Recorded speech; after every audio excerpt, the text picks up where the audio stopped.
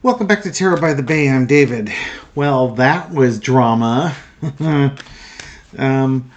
Bob Costello, who's a lawyer, Robert Costello, if you will, was a lawyer who advised Michael Cohen and was called today as the defense's only witness. And he was there to contradict some things or provide some additional color, if you will, on Michael Cohen's state of mind when all this was going down. Now, one of the interesting points he was saying was that he felt that Michael Cohen was being not a drama queen, but he was being manic, as it were. Sorry, quick break there. I just had to find the place in the article. By the way, it took about 4 or 5 minutes to find it, so you're welcome. Costello said Cohen was suicidal. When the two lawyers met in April 2018, Cohen was, quote, suicidal that day and acting very manic, unquote. He was putting on quite a show, and he explained to us, he told us that 2 nights before he was on the roof of the Regency Hotel and he was going to jump off and kill himself because he couldn't handle the pressure of the ongoing criminal case coming this way. That was then being challenged. He testified for, looks like a couple hours before the defense rested and the prosecution cross-examined. However, before the defense rested, the judge cleared the court because the witness kept talking over the judge when objections were raised and sustained. The witness kept talking. He was audibly getting frustrated with the judge's rulings, saying geez or Jesus or loud sighs, eye rolls with side eyes, and the judge removed the jury and started admonishing the witness. Now, mind you, the witness is a lawyer, and he's a well-known lawyer. He's been practicing for decades. He knows better. And a former prosecutor. And when the judge was asking if he understood it, the witness, Bob Costello, just gave the judge a death stare. And the judge's like, are you trying to stare me down? Then he cleared the courtroom. About the only people left were probably the lawyers on both sides. Everybody else was cleared out, including the reporters. And it was assumed to be a dressing down. Now, clearing out the courtroom is usually something that's not done. It's when, the defendant or a witness starts, getting angry and going after the judge or the jury or something along those lines. It's done to protect things. In this case, it was done probably to protect the integrity of the case. This witness was acting like we feared Michael Cohen might act during testimony. A lot of people were like, oh, what if Michael Cohen can't hold it together and he loses his mind and blows the case? Well, that's what this guy, Robert Costello, did. He lost his composure, blew his mind, and there's a lot of people like, wow, he's really undermining the defense's case. So let's look at the energy around him. When you see lawyers doing all these dramatics, there's always one thing in common with it. Donald Trump is sitting there, and it's like they're doing a performance for him. So let's see if that's what's going on with Bob Costello here. Entertainment purposes only. Energy around Bob Costello's testimony today in front of Donald Trump and the court. 9 of Pentacles. Now, this could be Bob Costello was paid a lot of money for these theatrics. The other thing to kind of remember is we're talking about a lot of money in somebody who has money and fine things. And a low energy, they're not appreciating what they've got. So is this Trump in the money? Is this Bob Costello with a bunch of money? Is this Bob Costello and his reputation taking a hit because of his theatrics? This isn't exactly, Snow White with the Disney birds flying on her hand and she's dancing around in the forest type of thing. Let's cross with the 4 of Wands, opening day, the defense opening up here. on, it's kind of, again, like opening day for a show. Oh, that's funny. They talk about Michael Cohen being the drama queen. Here, there you go. Okay, so here's it's almost like your drama queen here. I'm surprised we didn't get a Queen of Cups. But this guy was putting on a show. He's got the costume and everything like that. I was joking about Snow White or something like that, or Sound of Music type of thing. But it was putting on a show. Putting on a show for folks. Knight of Cups underneath it. An emotional show, an emotional showing. It's funny how we're concerned about Michael Cohen not holding his composure, but this is the guy that does do that. Yay! In the past, we got the double card. He's linked to Trump. Oh, yeah, he's a very MAGA-friendly lawyer, too. I think I saw something about that in the CNN article. So, I think this is just another lawyer putting on another show for an audience of one. Current situation is the King of Swords. And he earned the admonishment of the judge like no other witness in this case has. It was interesting listening to updates from like CNN or MSNBC. Like Andrew Weissman, I believe, is on MSNBC, providing commentary. And pretty much to a person, they've never seen anything like this. And a number of the people that I was listening to knew Robert Costello and or were friends with Robert Costello, and they were shocked at his behavior on there. And I think to a person, they said, this guy knows better. He's better than this. So what would cause somebody to put on a performative art measure of drama extraordinaire to this judge? Oh, and Donald Trump sitting in the courtroom. Just a little minor other thing that's on there. It's just so common. Making attorneys get attorneys. I doubt he isn't quite to the Alina Habba level of things, but he's only a witness. He's not a lawyer in this case. He's simply a witness who should be answering questions and not being upset what the judge does or does not do. That's not his job. He's not the defense attorney. Overarching energy is the Hanged Man. While I joke and say, here, you want drama queen? Here, hold my beer. He made a sacrifice of himself. He sacrificed his reputation for this. I don't know if this is true or not. There were speculation on these articles that the Trump defense was leery about calling this guy because I guess he was bombastic. They called him anyways, and he just absolutely tanked himself.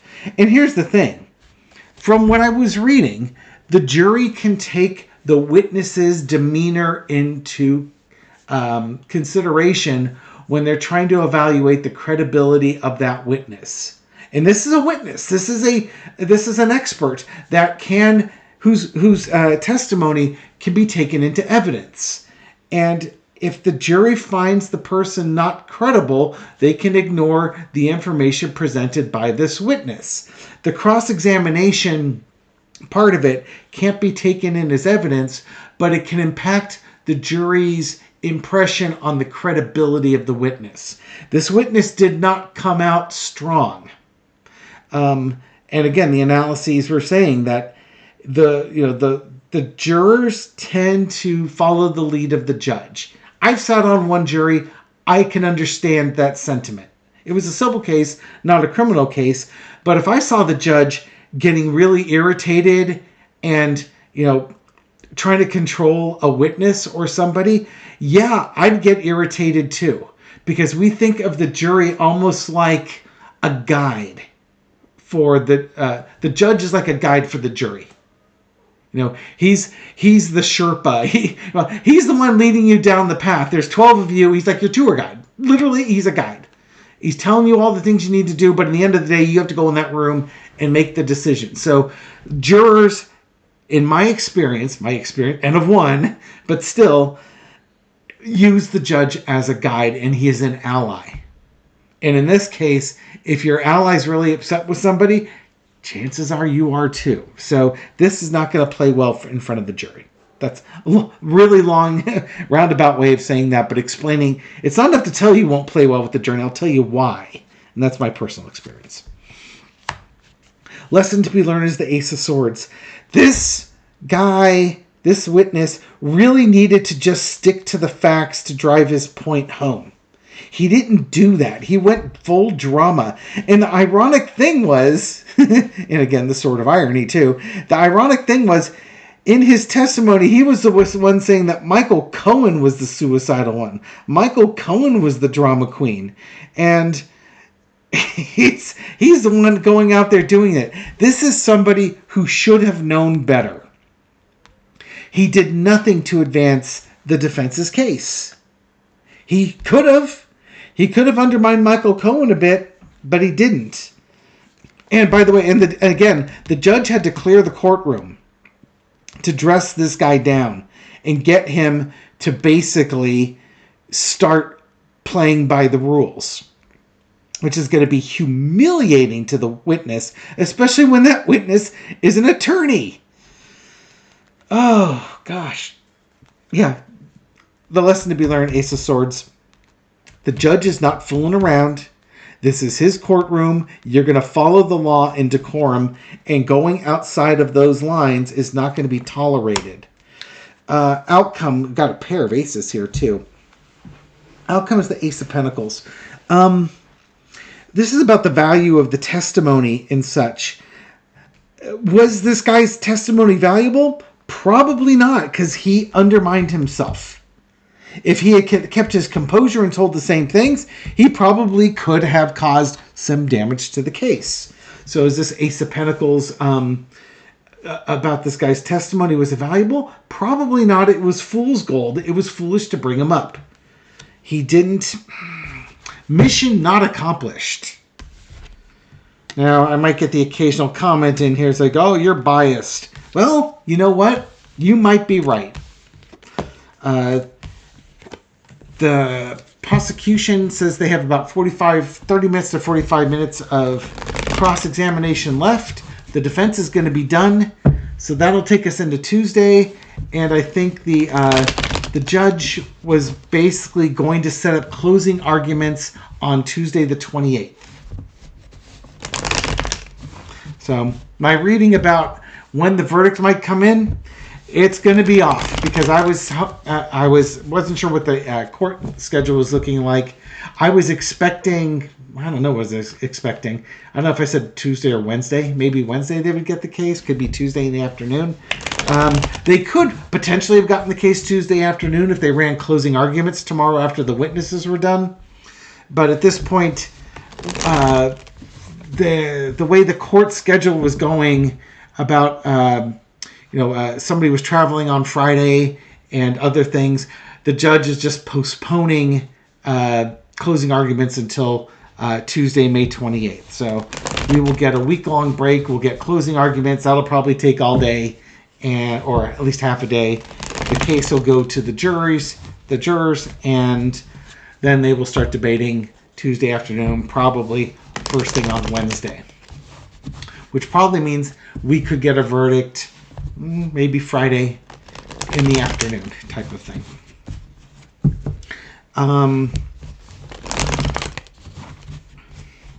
What was Costello's impact on the case, if anything? I'm telling. Oh, yeah. So for the folks that saying, yeah, I'm biased, well, you know what?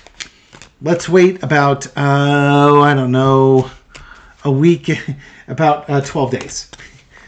Let's see where we're at Friday the 31st, or Friday, June 1st, I think is that when it's going to be. Let's see where we're at that point.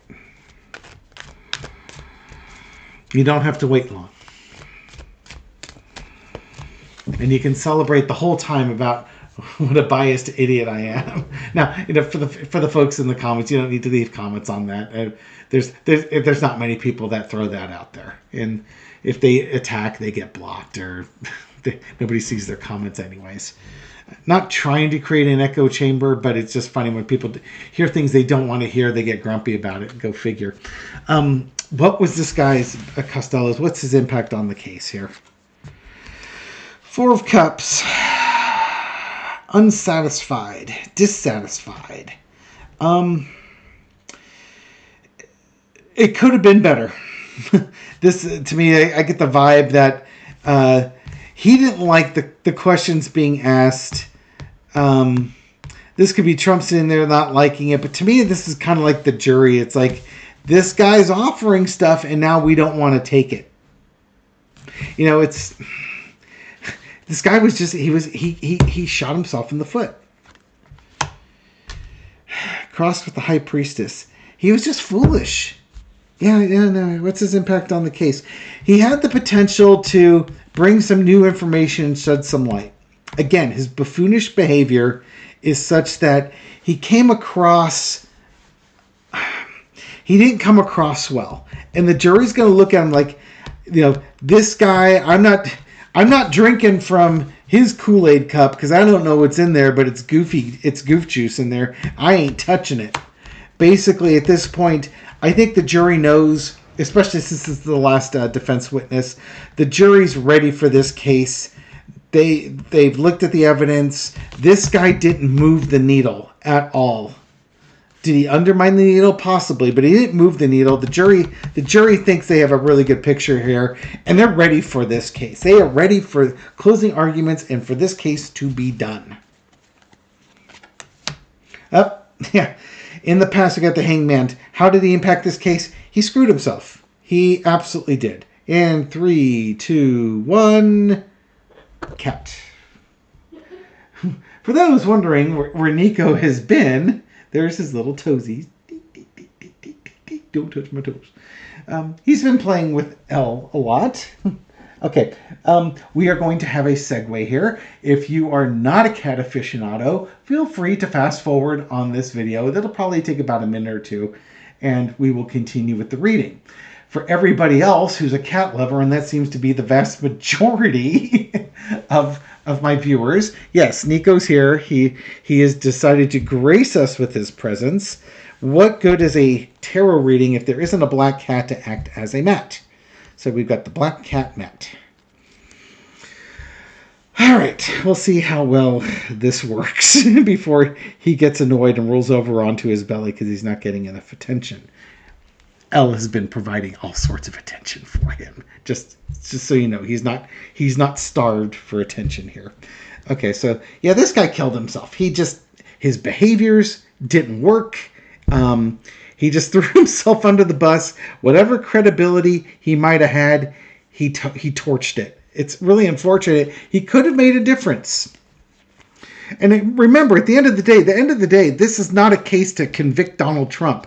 This is a case to get to the truth of understanding what happened. Now, I think we all have a pretty good idea what happened, and there's a lot of evidence to support what happened, but that's why you are allowed a defense. It's to present other explanations as to what happened, and then you just want to get to the truth. Asking how this impacted the case. Current situation is the King of Cups. He did not come across as emotionally mature, and it's funny, Michael Cohen comes across as emotionally mature. The judge comes across as emotionally mature.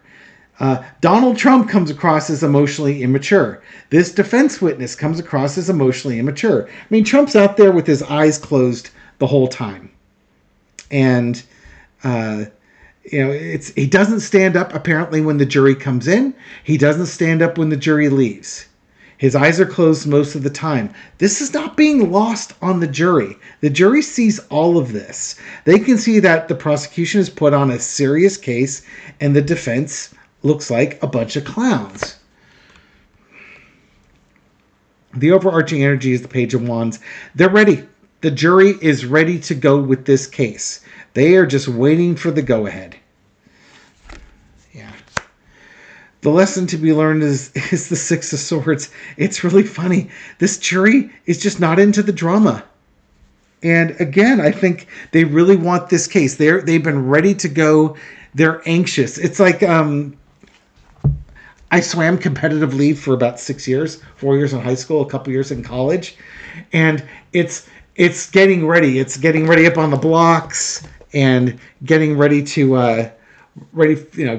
to take your marks and hear the starting bell, the starting horn or the gun to go off, and you've got all this adrenaline going. You're anxious, you're twitchy, and you're just ready to go, go, go, go, go. And I think the jury's like that. They are chomping at the bit to get this thing done. We lost our catnet. The cat has flopped. The outcome is the 4 swords. The jury's ready to go, and it's going to be a hurry up and wait moment. Because as the judge said, hey, no biting my bracelets. As the judge said, in this particular case here, we're going to get closing. We're going to wrap up testimony, and then you're going to basically get a week off. They'll be there for, literally they're going to be there for like an hour or 2 on Tuesday. And, I think, I don't know when jury instructions come, if they come before closing arguments or after, probably after closing arguments. But the jury what's next is the prosecution wraps up, and then it's either closing arguments and jury instructions or jury instructions and closing arguments. It's probably closing arguments and jury instructions. And then the jury gets to go. But there's going to be a week break for the jury, which I was telling, in my previous reads, I was saying, the jury's going to they don't want their 4-day weekend ruined with this case. And I guess in a way their 4-day weekend is not going to be ruined because of this case, because they're going to get several days off before the Memorial Day break, but after Memorial Day they're back. They're going to be back for it. They will not have wrapped up beforehand. It's also interesting. Dropping my cards. Hang on for a second. I'm going to pause here. Okay, we'll bring you back. I wanted to make sure my cards weren't reversed in my deck, so I got them all sorted in there. I moved the cat over to a chair. You can hang out a little bit closer here. So you get your cat fix. Actually, it's like he just disappears in the shadows. So you might occasionally see this green pair of eyes, like Gollum in the cave, come looking at you. Okay, so we've looked at this witness and the energy around it. Looked performative for Trump. And undermined his case. Good. Go groom yourself there. We looked at how his testimony is going to impact the case. Oh yes, the defense asked for another mistrial. They didn't get it. Go figure. It's probably about a half a dozen times they've asked for mistrials. Okay. Let's ask how's Donald Trump feeling about his case at this point? Lord knows what type of reality he's living in. But it's funny. He's not going to be testifying. That seems odd that he wouldn't want to testify in his defense and call out Michael Cohen as the liar that he is. He's a convicted felon who committed perjury. He can't be trusted. You'd think Trump would want to be out there and defend his honor. It would be legal malpractice to put him on there. Again, how's Trump feeling about all this, though? 2 of Cups. Agreements, contracts, and such. Again, this could be Trump and paying off of the women in this case. Michael Cohen was involved in it. In the World card, things coming to a closure here. Knight of Cups. Okay, so I can say with some degree of certainty that Donald Trump will want nothing to do with Michael Cohen again. That's the nice way of putting it. I'm sure he would like to do something a bit more permanent about never seeing Michael Cohen again. Because Michael Cohen's a false friend here. But I think also is that, what's he thinking about it? He's thinking about, this is David Pecker. This is Michael Cohen. These are all the witnesses that testified and brought this whole case against him. His world's kind of crashing down around him. He will never admit that publicly, but he's feeling like it. He doesn't know who he can trust. You can't trust any of these guys. You have to swear loyalty. You know, these guys are taking their pledge, they're drinking their drinks and toasting Donald Trump and pledging fealty and loyalty to him. And he can't trust him because that loyalty always seems to come to an end. And poor Donald is the one that's always left holding the bag. Why do these people always lie? They're such fake friends. They're not loyal at all. And that's being said with no small amount of sarcasm in there. You know, my favorite card in the deck just showed up. In the past, you got the Five of Wands, the Drunken Hillbilly Brawl card. Donald Trump has reveled in chaos. It's part of his malignant narcissistic personality. You know, lie on the spot. Why tell the truth when a lie will do? He loves the chaos. He loves conflict.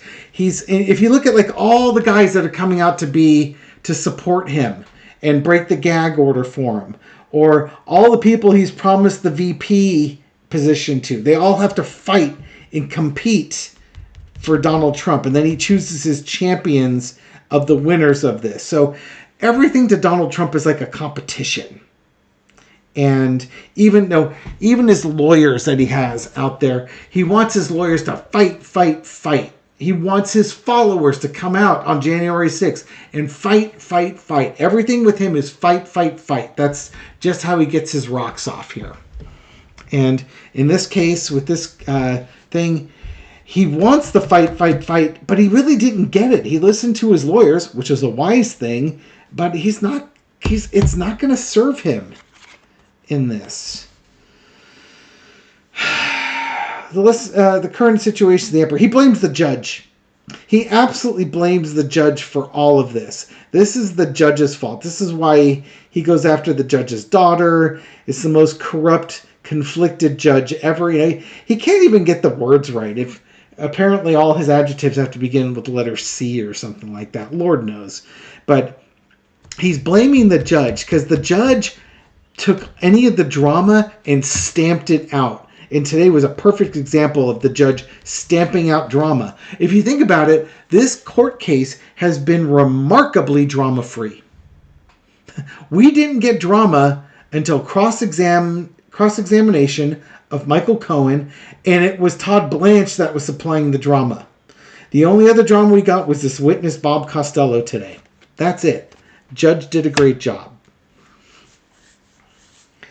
The overarching energy is the Seven of Cups. Integrity, the lack of integrity, unrealistic expectations, illusions, delusions. Delusions is key here. Trump's delusional. I think Trump still thinks he's going to win this case despite the corrupt judge. And maybe, they prepared him to say you're not going to win this case, but he certainly knows he's going to win on appeal. Because of course he is. Donald Trump is one of the great manifestors. In this mythical world that he's created, he's the Lord God Emperor, and everything he says comes to pass. Lesson to be learned, 9 of Coins. Interesting, because that came up in the Bob Costello reading, and it was talking about Bob Costello sacrificing his values to put on a one-man show for Trump. This could also represent Trump. This is the person who had everything. And maybe I should go back and look at that Costello spread or overlay it with this. Donald Trump had everything. His father had put money into his account that he was a millionaire at age 5. So what, 1950-ish, 1951? The 5-year-old kid's a millionaire. I want you to think about that for a second. And, he was basically treated as the favored son his entire life. He was basically given the family fortune by his father.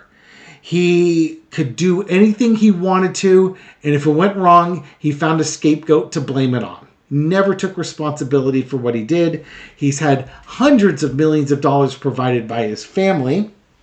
And then and then bankrupt several companies, and he's always getting more money, always had money, always had a lifestyle.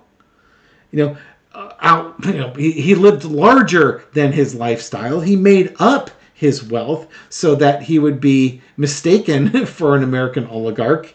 And then when Russian oligarchs started pouring money into him in the late 2000, like 2010, 2012, when he couldn't get a bank to give him money, the oligarch stepped in, and he's just rolling in the dough. Had a TV show with The Apprentice, all sorts of stuff. This guy had a charmed life. Too much and never enough, as Mary Trump's book title says. If he had just appreciated the stuff he had, never bothered running for president, he'd have been fine. Outcome is the Seven of Wands. He's going to keep fighting. This case is not over in his mind. If he is found guilty, he will, of course, appeal, and he will fight the charges. He's got all sorts of other court cases he has to fight too. So he's got all these battles to fight. Plus, allegedly, he's running for president of the United States. So he's got that to take care of. And he's got nobody to trust. You put Lara Trump in front of the RNC to take their money. But if it's not family, he's got no one to trust at this point. Oh, that's interesting. I was hearing people saying that Don Jr. was floating his own name as a potential VP. That's interesting. That might be worthy of a read of its own. I will see if I can find out any information on that. And if it's out there, I'll read on it, because the VP sweepstakes is heating up, and it looks like by the attendees of his trial and open mic tryouts outside the court, there's not only a few people that want. There's a lot of people that want that position. Whatever. Good luck. God bless you if that's what you want. Thank you for watching this video and supporting my channel. I appreciate it. On my community page, I posted up links to my other two channels. I've got Tarot of the Seven Seas, which is my international channel, focusing mostly on EU topics and events. And my most recent reading on that was yesterday afternoon, when we had very little information on the Iranian president's helicopter crash, hard landing, if you will. I did a reading on that, and I think that one came out. And then I also have Twin Tarot with Gary and David. That's my other channel that I just started with my identical twin brother Gary. Gary is the older one, for those asking, where we take some of the current news and just snark on it. We throw cards on it. It's just like this channel, except there's two of us playing off of each other. So whereas the snark level might be here on my channel, it's going to be up here when you get the two of us building it up. It's almost a competition. So if you want to check out those channels, subscribe to them, that would be amazing. We'd both appreciate it. Give a view on the on those videos. Give it a like, a thumbs up, feed the algorithm so it makes it out to other people. You can brighten up their morning too with the silliness that is the two of us. Okay, thank you for everything you've done to help this channel. I'll catch you on the next video. Take care.